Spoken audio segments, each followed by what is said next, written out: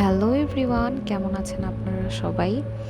গিয়েছিলাম নীলা মার্কেট ৩০০ ফিটের ওদিকে হাঁসের মাংস আর ছিট রুটি খাওয়ার জন্য।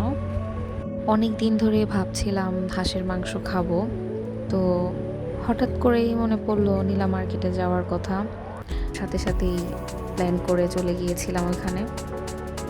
ওদের খাবার পরিবেশন দেখে ভাবছিলাম যে কখন খাবো, মানে কখন টেস্ট করব। আর আমাদের ভীষণ ক্ষুধাও লেগেছিল। আর আরেকটি কথা হলো যে আমরা অনেক টাইম নিচ্ছিলাম যে কোনটাতে, মানে কোন দোকানটাতে বসলে ভালো হয়। তো শেষমেশ অনেক খোঁজাখুঁজির পর একটাতে আমরা আর কি বসে পড়ি। বাসায় এগুলো বানাতে যাবেন, দেখবেন অনেক টাইম লাগছে। তারপর হচ্ছে মানে বানানোর পরে যে বানায় তার আর মুখে কোনো টেস্ট থাকে না, কারণ ওই স্মেলটা তো তার নাকে যায়, দেন সে আর পরে টেস্ট পায় না সেরকম।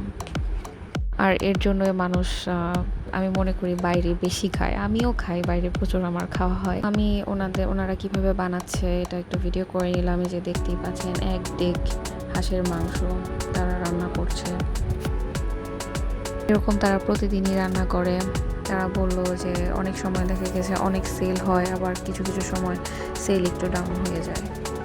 আমরা তো খুব ক্ষুধার্ত ছিলাম যে কখন আমাদের খাবারটা রেডি হবে, আর সেই ফাঁকে আমি সুন্দর একটু ভিডিও করে নিচ্ছিলাম।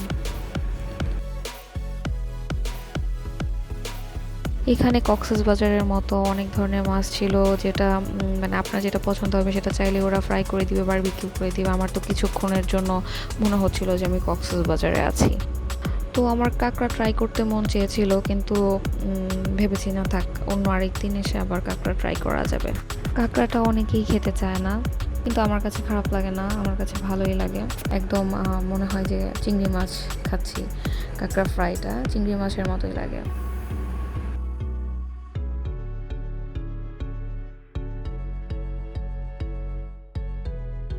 সব শেষে আমাদের খাবার চলে এসেছিল। অনেস্টলি বলতে গেলে হাঁসের মাংসের টেস্টটা তেমন ভালো ছিল না, একটা স্মেল ছিল, কারণ অল্প করে তো রান্না করা হয় না, এক ডেককে রান্না করা হয় অনেক বেশি পরিমাণে, যার কারণে কষানোর ক্ষেত্রে একটু প্রবলেম হতে পারে।